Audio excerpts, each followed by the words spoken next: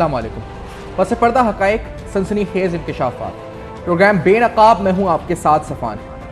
नाज़रीन, पाकिस्तानी मईशत का जायजा लेते हैं इस प्रोग्राम के शुरू में। इसहाक डार साहब की वापसी से इसको जोड़ेंगे। ब्लूमबर्ग का एक रिसेंट जो उनके डेटा को कंपाइल करके साल 2010 से 2022 तक जो पाकिस्तानी करेंसी का जो पैरिटी रही डॉलर के अगेंस्ट, उसका एक ग्राफ आपके सामने हम रखते हैं। इस ग्राफ के मुताबिक पाकिस्तानी करेंसी अगर आप 2010 से देखें तो किस तरह इसके अंदर उतार चढ़ाव का सिलसिला रहा।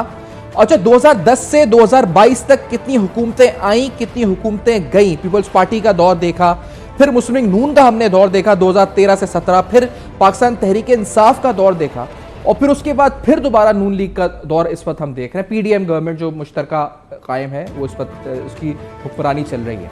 लेकिन आप इस पूरे 2010 से 2022 के टेन्योर में साल 2014 से 2017 का आप इस ग्राफ में अगर जायजा लें तो आपको एक स्टेबल लाइन नजर आती है, एक सीधी लाइन नजर आ रही है रुपी डॉलर पैरिटी की। ये ब्लूमबर्ग ने कंपाइल किया डेटा और इसके मुताबिक साल 2014 से 2017 तक पाकिस्तानी करेंसी स्टेबल तो रही डॉलर के अगेंस्ट, न सिर्फ स्टेबल रही बल्कि एशिया की मुस्तहकम तरीन करेंसी में इसका शुमार रहा, मुस्तहकम तरीन करेंसी में इसका शुमार रहा। और वजीर खजाना इस वक्त कौन था पाकिस्तान का? वजीर खजाना थे इसहाक डार साहब, जिनकी वापस आने की खबर से ही आज तकरीबन स्टॉक मार्केट में 1.3% इजाफा और इंटर बैंक के अंदर पाकिस्तानी रुपए की कदर में 1.1% इजाफा हो चुका है। तकरीबन 6 हफ्तों में ये 1.1% का इजाफा हुआ है, ये जो इतना हाई गया है। और स्टॉक मार्केट भी तकरीबन 4 से 5-6 हफ्तों के अंदर इतना ऊपर जाती हुई हमको नजर आई है। तो उनके वापसी की खबर से ही ये चीजें होना शुरू हो गई हैं। और नंबर और स्टैटिस्टिक्स जो कह रहे हैं साल 2014 से 17 जो हुआ वो भी आपके सामने रख रहे हैं। मलिक बोस्तान साहब को खुशामदीद कहते हैं प्रोग्राम में। आप फॉरेक्स मार्केट एसोसिएशन के चेयरमैन हैं, प्रोग्राम में ज्वाइन। राना एहसान साहब प्राइम मिनिस्टर के कोऑर्डिनेटर हैं ऑन कॉमर्स एंड इंडस्ट्री, बहुत बहुत शुक्रिया आपने भी ज्वाइन किया। मलिक साहब, ये 2014 से 17 ये इसहाक डार साहब के पास कौन सा ऐसा नुस्खा था जिस वजह से ब्लूमबर्ग भी कह रहा है कि हम एशिया की स्टेबल तरीन करेंसी थे?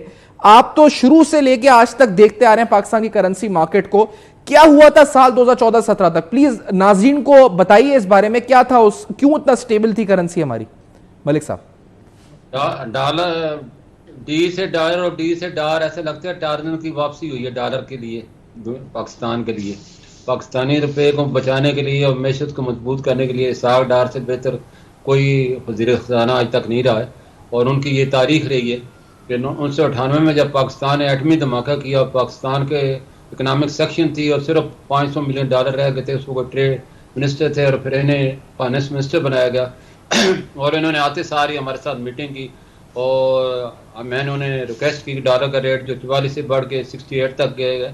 और अगर इंटर बैंक में हम कंट्रोल नहीं करेंगे तो फ्री मार्केट कंट्रोल नहीं होगी, तो आप इंटर बैंक को कंट्रोल करें और फ्री मार्केट को कंट्रोल करें। तो डार साहब ने हमारे सामने, सबके सामने बल्कि कहा आज के बाद अगर इंटर बैंक में बढ़ेगा तो मैं रिजाइन कर दूंगा, आप फ्री मार्केट को संभालें, मैं इंटर बैंक के बैंकों को संभालूंगा। और वो वाकई उन्होंने उसी डॉलर को 68 से कम करे, एक वक्त 50 में कोई लेने को तैयार नहीं था और वो उसमें कैम भी रहे 54 तक। और 2014 की जो आपने बात भी, उस वक्त भी डॉलर का रेट बढ़कर 114 रुपये हुआ, फिर डार साहब ने उसी को 98 किया, जिसमें उसमें कामयाब रहे, जब तक रहे वो उसी रेंज में रहा। तो अभी भी आपने देखा उनका ये इतनी क्रेडिबिलिटी है, पाकिस्तानी मैशत और स्टॉक भी बढ़ा है, रुपया भी बढ़ा है और कारोबारी बरादरी भी खुश है कि कोई बंदा है जो पाकिस्तान को संभाल सकता है, तो वो इसहाक डार है। तो हम सारे उसको वेलकम करते हैं, पूरी कौम की अब उम्मीदों का महवर बन गए।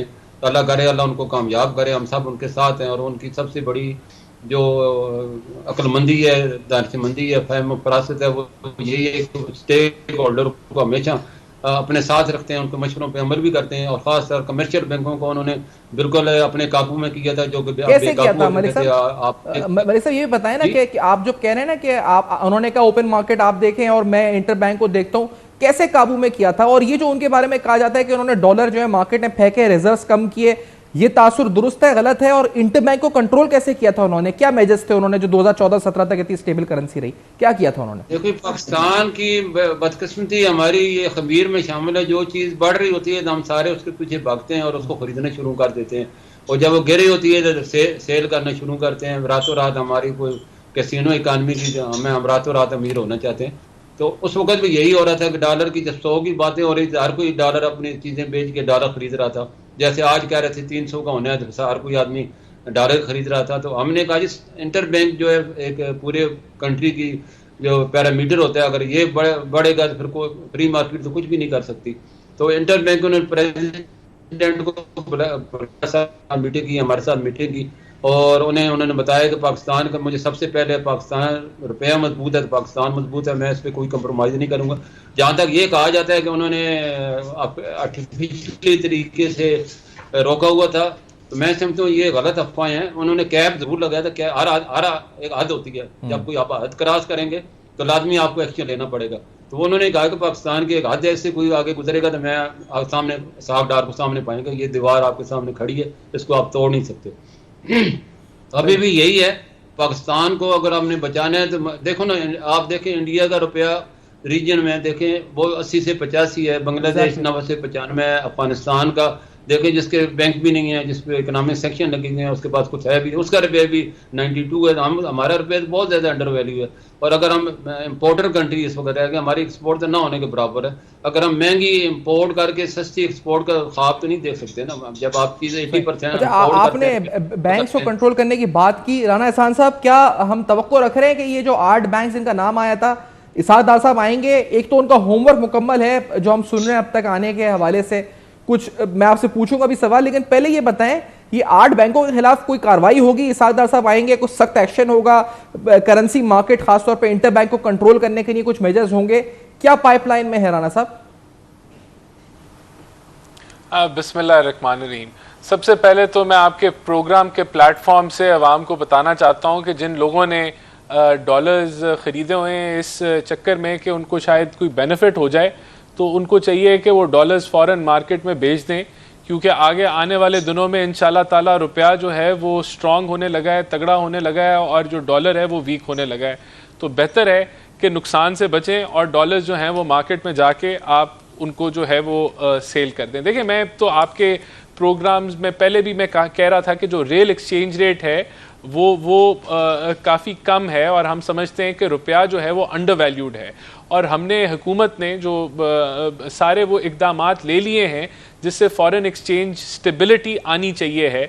जो अगले पूरे साल के हमारे आउटफ्लोज हैं, जो डॉलर ने बाहर जाना है, चाहे वो डेट पेमेंट है या करंट अकाउंट डेफिसिट है, उससे ज़्यादा के इनफ्लोज का बंदोबस्त ऑलरेडी हुकूमत कर चुकी है, और हमारे जो इनफ्लोज हैं हमारे आउटफ्लोज से ज़्यादा होने, तो हम तो ये समझते हैं कि हमारे रिजर्व्स भी बिल्डअप होंगे इस एक साल के अख्ताम तक, हमारे रिजर्व जो हैं वो बढ़ेंगे, तो क्योंकि ये मैनेजमेंट हो चुकी है।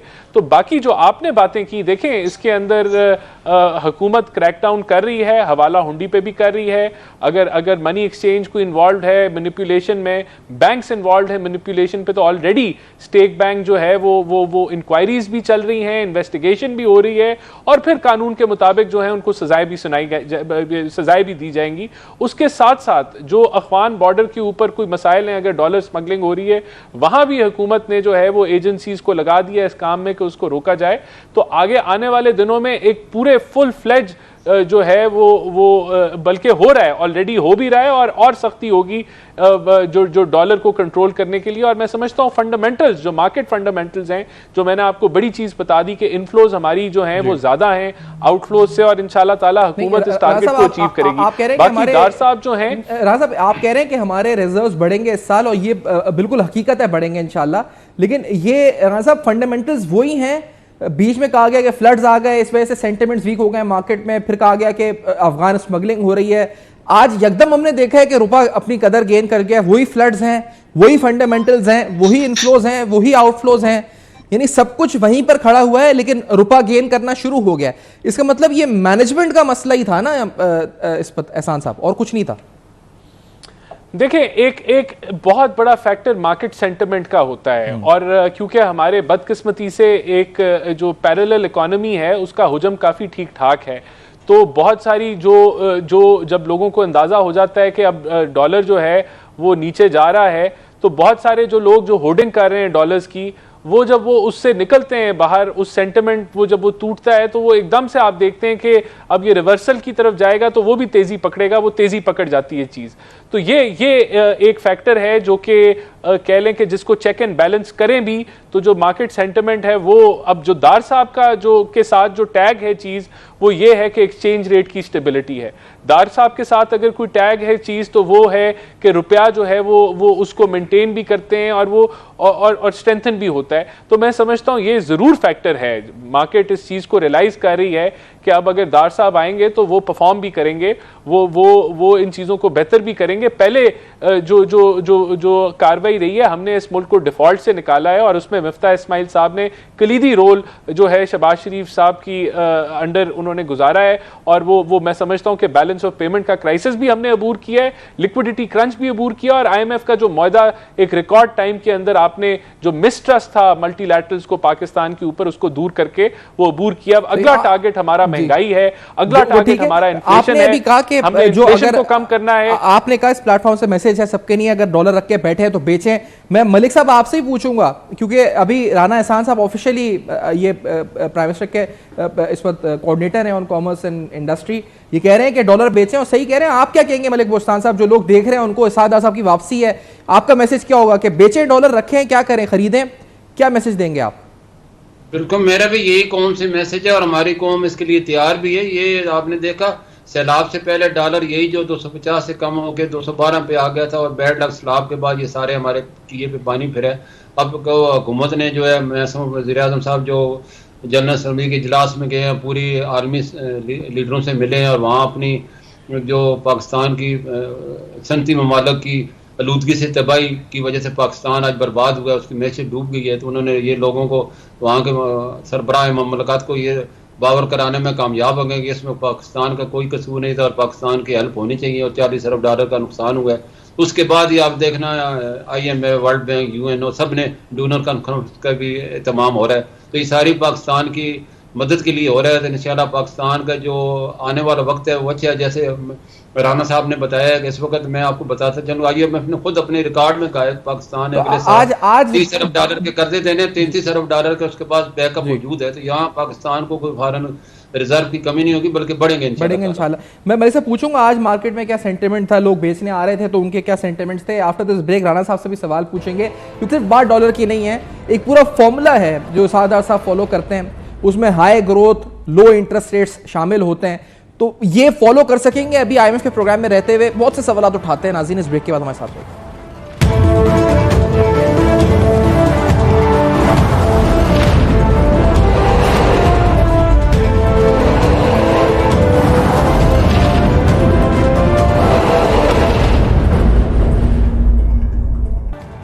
Welcome back. आप देख रहे हैं बेनकाब। आज ब्लूमबर्ग की तरफ से भी हेडलाइंस, अपनी जो उनकी स्टोरी आई सामने, उसमें कहा गया कि पाकिस्तान में इसाक डार की वापसी के साथ ही आज रुपए की कदर में इस्तेहकाम हमें आता हुआ नजर आया है। स्टॉक मार्केट भी पड़ी है। आज ब्लूमबर्ग ने भी इस पर अपनी इस पर स्टोरी की है। लेकिन इसाक डार साहब ने वहां से निकलते वक्त जो स्टेटमेंट दी है, जरा ये सुनते हैं, उसके बाद कुछ अहम नौयत के सवालात। लेट्स हियर दिस फर्स्ट के क्या कहते हैं इसाक डार साहब। जिस भंवर से गुजरा है पिछले 4 साल से, वो सबको पता है, किसी छुपा नहीं हुआ। मैं ये अल्लाह का ख़ास करम है कि मैं जिस दफ्तर से निकल के अपने मेडिकल के लिए आया था और उसके बाद हुकूमत भी चेंज हुई, तो आज अल्लाह ताला ने मुझे उसी दफ्तर में वापस भिजवा रहे हैं। तो मैं अल्लाह से दुआ करता हूँ कि अल्लाह ताला मुझे तौफीक दें कि मैं जैसे 20, 13, 17 में पाकिस्तान को एक ऐसी पोजीशन में मियां नवाज शरीफ साहब की क़यादत में ले गए थे हम, कि जहाँ हम दुनिया की 18वीं मईशत बनने जा रहे थे। लोएस्ट इंटरेस्ट रेट था, हाईएस्ट ग्रोथ थी माशाल्लाह डेकेड्स में, और फिर हमारा जो बाकी मैक्रो इकॉनॉमिक इंडिकेटर्स वो बेहतरीन थे, हाईएस्ट रिजर्व थे, स्टेबल रुपी था। तो बस वही होगी कोशिश कि हम उस तरफ डायरेक्शन, ये जो नीचे गिरती जा रही है हमारी इकॉनमी, उसको रोकें और फिर इसकी डायरेक्शन चेंज करें। अल्लाह ताला हमें तौफीक। तो वो जो डायरेक्शन चेंज करने की बात कर रहे हैं सरदार साहब, इस पर आने से कबल शुरू के 3 महीने का प्लान क्या होगा? राना एहसान साहब, जो 3 माह के अंदर क्या करेंसी 200 पर आ सकती है? क्या पाकिस्तान में national price control committees activate होंगी जिससे कीमतें कंट्रोल होंगी? क्या पावर टैरिफ में कमी आने वाली है? ये 3 माह का इनिशियल प्लान क्या है, कुछ आप बता सकते हैं कौम को? उसके बाद फिर जो वो आगे की बात कह रहे हैं कि डायरेक्शन चेंज करें, हाई ग्रोथ लो इंटरेस्ट रेट, क्या यानी ये पूरा साल का प्लान है? कोई होमवर्क है आप लोगों का? किस तरह आपने वर्कआउट किया, आगे किस तरह आगे बढ़ना है? राजा देखिए, सबसे पहला स्टेप तो ये है कि जो रियल एक्सचेंज रेट है, जो एक्चुअल एक्सचेंज रेट है वो उसके करीब आए, जिसका मतलब यही है कि हम समझते हैं कि रियल एक्सचेंज रेट लगभग 200 के करीब जो है वो है और वहाँ रुपए को आना चाहिए है। तो ये बगैर किसी मैनिपुलेशन के ये हमें अचीव करना चाहिए। यानी कि इसमें अगर कोई कहे कि जी दार साहब आके कोई रिजर्व्स को इस्तेमाल करेंगे, तो कतन ऐसा नहीं है। ये स्ट्रिक्ट मैनेजमेंट के साथ और मैं समझता हूँ मार्केट सेंटिमेंट को इम्प्रूव करके ही आप इसको अचीव कर सकते हैं, और वो दार साहब जो हैं वो आके इस चीज़ को ज़रूर करेंगे। लेकिन दूसरा जो अच्छी खबर है वो ये है कि आलमी मंडी के अंदर भी जो क्रूड ऑयल की प्राइसेस हैं वो कम हुई हैं, और डेफिनेटली उसका रिलीफ जो है हम समझते हैं, एक तो लैग्ड आता है। अगर आज आलमी मंडी में कीमतें कम हुई हैं तो उसके असरात 2, 2.5, 3 महीने बाद पाकिस्तान में आते हैं, क्योंकि आप उस माल को आप इंपोर्ट करते हैं, वो इंपोर्ट टाइम है, फिर यहाँ आता है, तो वो उसका इम्पैक्ट भी ज़रूर आएगा। देखें, फिर इसमें डबल इम्पैक्ट हो जाएगा कि रुपया भी आपका स्ट्रेंथन होगा, आलमी मंडी में जो एनर्जी प्राइसेस जो नीचे जाएंगी उसका भी इम्पैक्ट आएगा। तो हम समझते हैं हम बेहतर इन्फ्लेशन को देख रहे हैं कि इन्फ्लेशन रेट के अंदर कमी आएगी। एक तो ये हो गया। दूसरा, देखें, ऑब्वियसली हमारा ये जो साल है हमने पहले ही अनाउंस किया है कि ये स्टेबिलिटी, हमारा स्टेबलाइजेशन ऑफ इकोनॉमी प्रायोरिटी है, जिसके अंदर हमने फिस्कल डेफिसिट को भी अंडर कंट्रोल करना है, हमने करंट अकाउंट डेफिसिट को भी अंडर कंट्रोल करना है, और फिर जो सैलाब के चैलेंजेस हैं उसको भी हमने डील करना है। तो अगर मैं आपको ये कहूँ कि सब कुछ जो है वो एकदम से जादू से ठीक हो जाएगा, तो नहीं, ऐसे नहीं है। हमने फिस्कल डिसिप्लिन मेंटेन करना है। वो एक सवाल है कि 4-5% ये तो टाइम लगेगा। ठीक है, आप कह रहे हैं स्टेबिलिटी से ग्रोथ की तरफ जाएंगे। एक बात आपने बताया कि डॉलर को आप समझते हैं कि 200 के अराउंड और वो बगैर किसी मैनिपुलेशन के आ जाए, बहुत अच्छी बात है। हम सुन रहे हैं कि शायद 3 महीने का उनका टारगेट है। पावर टैरिफ आप भी तवक्को कर रहे हैं कि कम हो सकता है। दूसरा, नेशनल प्राइस कंट्रोल कमिटीज, ये हम सुन रहे हैं कि एक्टिवेट होंगी, और ये जो कमोडिटी की कीमतों में इजाफा है, या बहुत सी ऐसी चीजें जो कि आलमी सतह पर कम हो चुकी हैं लेकिन उन अजनास का इंपैक्ट लोकल लेवल पे नहीं आया है, तो क्या उसकी मॉनिटरिंग की भी इफेक्टिवली स्टार्ट होने लगी है? क्या उस पर भी कोई प्लान है? अब पहले पावर टैरिफ पे आ जाते हैं। देखिए, पावर टैरिफ की जो डिटर्मिनेशन है, एक बेस रेट होता है और फिर फ्यूल कॉस्ट एडजस्टमेंट्स होती हैं और क्वार्टरली कॉस्ट एडजस्टमेंट्स होती हैं। देखें, अगर हमें जब ये सस्ता फर्नेस ऑयल पाकिस्तान में आता है या सस्ती एलएनजी पाकिस्तान में आती है और उससे बिजली बनती है, या कोयले की कमोडिटी प्राइसेस दुनिया में कम हो जाती हैं, कोयले की कीमतें, और उस कोयले से, सस्ते कोयले से बिजली बनती है, तो वो आपको जो उसका रिलीफ है वो एफपीए की सूरत में और क्यूटीए की सूरत में आएगा। कि एफपीए आपको मनफी भी लग सकता है, अगर हमारी जो बेस प्राइस है उससे कम कीमत में अगर बिजली बनेगी तो वो आपको नेगेटिव। तो ये जो चीज है ये ऑटोमेटिकली होगी। इसके अंदर हुकूमत का कोई ऐसा इरादा नहीं है कि अगर प्राइसेस, कॉस्ट ऑफ प्रोडक्शन कम होती है तो हुकूमत उसको आगे ट्रांसफर नहीं करेगी। वो ट्रांसफर जरूर होंगी, और मैं समझता हूं कि ऑटोमेटिकली होंगी, क्योंकि आपकी कमोडिटी प्राइसेस अगर नीचे जा रही हैं या आपकी एनर्जी कॉस्ट नीचे जाएगी, लेकिन वो लैग के साथ आती हैं, जिस तरह मैंने आपको बताया। दूसरा, आपने नेशनल प्राइस कमेटीज की बात की। देखिए, ये जो प्राइस कंट्रोल कमेटीज होती हैं, ये जो लॉ एनफोर्समेंट एजेंसीज हैं वो सूबों के पास है, और सूबे, इसके अंदर जब हमारी पंजाब हुकूमत थी तो और शहबाज शरीफ सीएम थे, तो ये प्राइस कंट्रोल कमेटीज की बहुत रेगुलर डेली बेसिस पे मीटिंग होती थी, और ये जिलाई सतह तक, बल्कि तहसील के सतह तक जो है ये अपना काम करती थी। उसमें सस्ते बाजार लगते थे, और फिर ऑब्वियसली हम जो फेडरल लेवल पे हम कर सके हम करेंगे। लेकिन हकीकत ये है कि अगर प्राइस कंट्रोल कमेटीज ने फाल तरीके से काम करना है तो वो सूबों की इंटरवेंशन और सूबों की मॉनिटरिंग के बगैर मुमकिन ही नहीं है, क्योंकि लॉ एनफोर्समेंट एजेंसीज जिन्होंने प्राइस कमेटीज के कंट्रोल को मैनेज करना है, वो सूबों के पास वो अथॉरिटीज हैं और वो सारा इंफ्रास्ट्रक्चर है जिससे वो कर सकते हैं। हम उसको फैसिलिटेट कर सकते हैं, हम इनेबल कर सकते हैं। आपने 200 रुपए का डॉलर पैरिटी, इसादार साहब एक इंटरव्यू में कुछ दिन पहले 170-180 कह चुके हैं। मैं मलिक बोस्तान साहब आपसे पूछूंगा, ये क्या 3 माह के अंदर आ सकता है 200 के आसपास, या इससे भी नीचे आ सकता है? इसादार साहब ने 170-180 कहा था। था। बुसान साहब, आप किधर देखते हैं इसको? अगर मैं 3 महीने का आपको बोलूं कि 3 महीने में कहां तक आपको आता हुआ नजर आ रहा है, तो किस लेवल पे आप देखते हैं पैरिटी को रुपए और डॉलर की? बड़ा मुश्किल सवाल है ये। मलिक साहब, आपसे अगर आपके जी।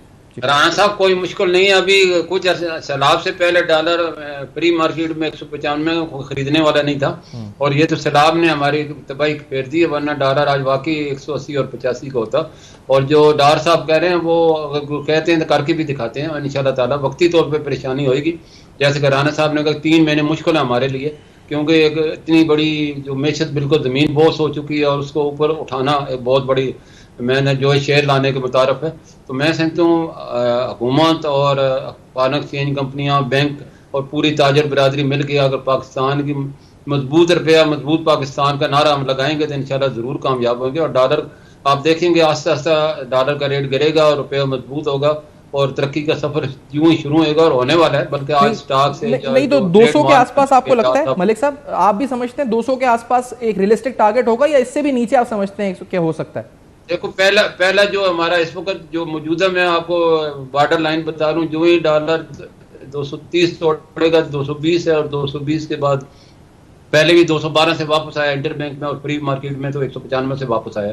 तो ये इंशाल्लाह आप देखेंगे, बस ये उम्मीद होनी चाहिए कि अभी ज़्यादातर जो चीज़ें हमारी सब्जियां जो ईरान अफगानिस्तान से आ रही थी, जिसमें प्याज और टमाटर तक हमें इंपोर्ट करने पड़ गए, तो ये चीज़ें अगर इंपोर्ट थोड़ी सी कम होती है, जो कि ड्यूटी फ्री कर दी है, तो इंपोर्ट का बिल भी कम होगा हमारे में। बॉर्डर माफिया मैस भी अल्लाह उनको हदायत दे कि जो जब हुकूमत ने कहा कि दिसंबर तक हम ड्यूटी फ्री रखेंगे, तो उन्होंने बड़ी तादाद में इंपोर्ट करने शुरू कर दिए। तो इस पर भी नज़र रखने की जरूरत है। इस तरह मैंने हुकूमत को ये भी कहा है, स्टेट बैंक को भी कहा है कि क्रेडिट कार्ड हमारा बहुत बड़ा दर्दी सरी बना हुआ है। इस वक्त 5 करोड़ लोग जो है डेबिट कार्ड और क्रेडिट कार्ड यूज़ कर रहे हैं, और पहले जो इनका अब आज हर कोई ऑनलाइन शॉपिंग कर रहा है, हर कोई ऑनलाइन सारे जितनी भी चीज़ें हैं, सर्विसेज हैं, या ट्रेवलिंग है या होटलिंग है, तो वो हमारा बिल जो है क्रेडिट कार्ड का पहले 5 से 6 मिलियन डॉलर पर वीक था, जो कि बढ़ के 20 से 25 मिलियन डॉलर हो गया। तो इसमें मैंने हुकूमत से रिक्वेस्ट की है कि और स्टेट बैंक से इस पर आप राशनिंग करें, और एक महीने ज़्यादा से ज़्यादा $5000 से ज़्यादा कोई ना खर्च करे, वरना ये पाकिस्तान को दुबई वाला हाल करेंगे। आज से चंद साल पहले दुबई में यही हुआ था, लोगों ने बड़े पैमाने में क्रेडिट कार्ड ला के अरबों दिरहम निकाल के वहाँ क्रेडिट फाड़ के अपने अपने मुल्कों को सुधर गए, और उसके बाद उनको इसके ऊपर लॉकडाउन करना पड़ा, और आज उनका उन्होंने ठीक है। आप कह रहे हैं 230 220 अगर टूटता है तो फिर 195, यानी आप भी समझते हैं कि तकरीबन 200 के आसपास जो लगता है आ सकता है। आज एक पहले आया हुआ था, बस सैलाब की वजह से और ये सारी चीजें बड़ी वापस आया, इंशाल्लाह फिर वापस आ जाएगा इंशाल्लाह। ठीक है, अब 200 का चैलेंज। अच्छा, एक चैलेंज दिया था शेख रशीद साहब ने भी सादर साहब को कि 98 पे लेकर दिखाएं, मैं इस्तीफा दे दूंगा।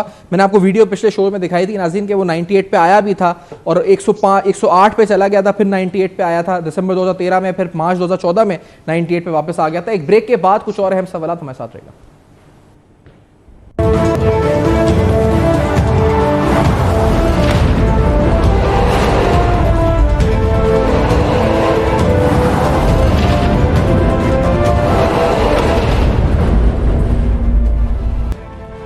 Welcome back. आप देख रहे हैं बेनकाब, और बेनकाब में कुछ अहम तरीन सवालात, पाकिस्तान की माशी तरक्की की रफ्तार क्या रहेगी, इसादार साहब की वापसी, और उसके साथ ही डॉलर के जवाल का सफर शुरू हो चुका है। और ये हम नई आलमी जरीदे कह रहे हैं कि डॉलर के जवाल का सफर शुरू हो चुका है। वो शख्स जिसके दौर में 2014 से 17 पाकिस्तान की करेंसी स्टेबल तरीन करेंसी रही, पूरे एशिया की स्टेबल तरीन करेंसी रही, और ये मैं नहीं, ये फैक्ट्स कह रहे हैं जो आपके सामने हम दिखा रहे हैं, वो वापस आ रहा है, तो डॉलर भी यहां पर उसकी टांगे कांपना शुरू हो चुकी हैं।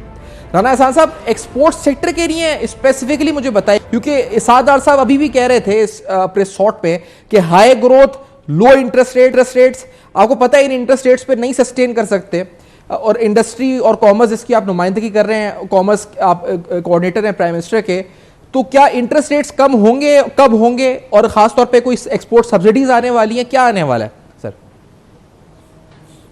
नहीं, देखें, बजट तो आ चुका है, और उसके अंदर देखें हमने ये टारगेट किया है कि हम एक्सपोर्ट सेक्टर को सब्सिडाइज्ड गैस दें और सब्सिडाइज्ड बिजली दें, और वो ऑलरेडी हम दे रहे हैं 9 सेंट और 9 सेंट पे इलेक्ट्रिसिटी एक्सपोर्ट ओरिएंटेड इंडस्ट्रीज़ को, और $9 पर MMBTU जो है वो गैस जो है वो हम दे रहे हैं एक्सपोर्ट सेक्टर को। तो इसी को सस्टेन करना एक चैलेंज है हुकूमत के लिए। देखें, 2-3 चैलेंजेस एक्सपोर्ट सेक्टर को आने हैं। दुनिया में रिसेशन हो रही है। अभी ये OECD ने जो वर्ल्ड ग्रोथ है उसको 2.8 से स्लैश करके 2.3% पे ले आए हैं। तो अभी दुनिया की जो हुकूमतें हैं वो ग्रोथ को चेज नहीं कर रही, वो इन्फ्लेशन को रिड्यूस करना चाह रही हैं और उसकी वजह से वो मार्कअप्स जो हैं, जो सूद की शरह है उसको बढ़ा रहे हैं। जिस तरह अमेरिका में इस वक्त एक रिकॉर्ड जो है वो इंटरेस्ट रेट हाइक आ रही है, 3 दफा उनके फेड ने जो है वो इंटरेस्ट रेट को बढ़ाया है। पाकिस्तान में तो राणा साहब ये कम होना चाहिए ना, शरह सूद ऑलरेडी बहुत ज्यादा है। इसादार साहब तो खुद तनकीद करते रहे कि इतना ज्यादा शरह सूद पे कारोबार करना, मईशत चलाना मुमकिन ही नहीं है, तो ये कम करना पड़ेगा ना। तो इसके ऊपर मैं बताता हूं, देखें इंशाल्लाह ताला हमें लगता है कि जो महंगाई की शरह है वो आगे आने वाले दिनों में कम होगी और उसके साथ जो रियल इंटरेस्ट रेट है उसके अंदर भी कमी जो है वो उसमें वो स्पेस अवेलेबल हो जाएगी कि हम उसको भी कम करें। तो वहां लेकिन इंशाल्लाह पहले महंगाई में कमी आएगी और उसके साथ फिर जो है वो मुमकिना तौर पे इंटरेस्ट रेट्स के अंदर भी कमी आ सकती है। और बिल्कुल मैं आपसे मानता हूं कि जो इंटरेस्ट रेट्स अभी हैं उसके अंदर बोरोइंग करके नई इंडस्ट्री लगाना तो आप भूल जाएं। जो करंट जो सिनारियो है वो इस हाई इंटरेस्ट रेट में जिनके ऑलरेडी लोन्स चल रहे हैं वो भी बहुत मुश्किल है सस्टेन करना। तो इसको नीचे आना है, लेकिन हमें महंगाई की शरह को देखना है, हमें उसे भी कंट्रोल करना है। और मैं रिपीट करूंगा कि दुनिया भर में जो हुकूमतें हैं वो इंटरेस्ट रेट्स बढ़ा रही हैं, ग्रोथ को कम कर रही हैं, क्योंकि इन्फ्लेशन को टैकल करना है। अभी इस वक्त दुनिया का सबसे बड़ी जो बीमारी है वो महंगाई है, और वो सिर्फ पाकिस्तान में नहीं है, 40 साला रिकॉर्ड यूनाइटेड स्टेट्स में टूट चुका है। कुछ मुल्कों में पिछली सदी से के अंदर सबसे ज्यादा जो है वो महंगाई है। तो हमारे लिए भी चैलेंज महंगाई है, हमने उसको काबू करना है। आगे जाके आप कहते हैं महंगाई कम होगी, लेकिन आगे जाके महंगाई कम होगी तो इंटरेस्ट रेट्स कम होंगे, रियल इंटरेस्ट रेट। अच्छा मलिक साहब, आपसे पूछूंगा आज सेंटिमेंट मार्केट में क्या था, इंटरबैंक ओपन मार्केट में? जिस तरह कुछ दिन पहले हुआ था कि डॉलर के बेचने के लिए तो लाइनें लगी थी, खरीदार नहीं मिल रहे थे, क्या आज भी लोगों का सेंटिमेंट टूटा? एक्सपोर्ट प्रोसीड्स लोगों ने रोकी थे तो वो आए, क्या आपको लगा, ऐसा फील हुआ कि आज एकदम हुआ है पैनिक सा और वो लोग बेचने निकले हैं इस वक्त के डॉलर को बेचो? हाँ बिल्कुल, आज हुआ है। आज लोग खरीदने वाले बिल्कुल नहीं थे, कोई मेरा ख्याल है 50% कम हो गए। और इस तरह इंटर बैंक में जो रेट गिरा है उसके भी एक्सपोर्टर ने जो इस उम्मीद पे डॉलर रोके हुए थे कि शायद आगे आने वाले दिनों में डॉलर बढ़ेगा तो हम अपने एक्सपोर्ट प्रोसीड लेके आएंगे, लेकिन डार साहब की वापसी ने उनको उम्मीदों पे पानी फेर दिया और उन्होंने आज बड़े पैमाने में इंटर बैंक में एक्सपोर्ट प्रोसीड सेल की और आगे आने वालों में और भी सेल होगा। और यही सेंटीमेंट है सबसे बड़ा कि डॉलर रुपया मुस्ताकम हुआ है, स्टॉक बढ़ा है, तो ये इससे बड़ी निशानी क्या हो सकती है? अब ये इसको आगे जारी रहना चाहिए। और मैं समझता हूँ आगे जो आने वाले दिन है वो इतने आसान नहीं है डार साहब के लिए, मुश्किल भी हैं, क्योंकि इंपोर्ट पे काबू पाना है, एक्सपोर्ट को बढ़ाना है। हमारी तमाम जो कहते हैं ना वाइट गोल्ड थी हमारी कपास, वो सारी बह चुकी है। हमारे पानी खड़ा है, गन्ने को खुदा न खासा पानी ना निकाला गया तो कीड़ा लग जाए। तो बहुत सारी चीज़ें हुकूमत की करने की जो हमारी एक्सपोर्ट को बढ़ाएं, और जो एक्सपोर्ट बढ़ेगी तो हम सर्वाइव करेंगे। तो इसी तरह इंटरेस्ट रेट की जो बात आप कर रहे हैं बिल्कुल सही है, जितना इंटरेस्ट रेट कम होगा इतनी आपकी लोग ज़्यादा बिजनेस करेंगे, और महंगे इंटरेस्ट रेट पे कोई बिजनेस नहीं कर सकता। तो तुर्की की मिसाल आपके सामने, उसने इंटरेस्ट रेट बढ़ा, उस पर दबाव था, उसने इंटरेस्ट रेट नहीं बढ़ाया और उसका नतीजा क्या निकला? आज वो उसकी जो मैशत है वो तरक्की कर रही है और लोग उसकी जो है मैशत को अपना रहे हैं। तो हमें भी इसी मॉडल को फॉलो करना है। इंशाल्लाह पाकिस्तान तुर्की के मॉडल पे जाते हैं तो ये भी कामयाब हो जाएगा। बहुत शुक्रिया, आपने ज्वाइन किया। मलिक बोस्तान साहब और राना एहसान साहब का बहुत शुक्रिया, आज वक्त दिया और इसादार साहब की वापसी और उसके बाद डॉलर के जवाल के सफ़र पे गुफ्तगू की। वाइंड अप के लिए हम आएंगे नाज़रीन अगले सेगमेंट में, गेस्टों का शुक्रिया अदा करते हुए, गेस्ट का शुक्रिया अदा करते हुए। आफ्टर दिस ब्रेक हमारे साथ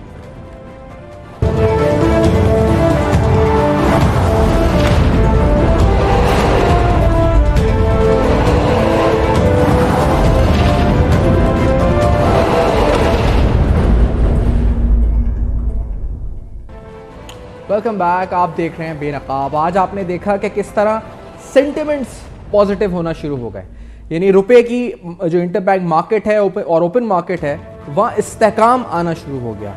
अभी आपने सुना फॉरेक्स मार्केट एसोसिएशन के नुमाइंदे से कि किस तरह लोग आज डॉलर बेचने आए हुए थे और ख़रीदार नहीं मिल रहे थे। तो ये है इसाकदार साहब की वापसी और उसके साथ जुड़े हुए सेंटिमेंट्स।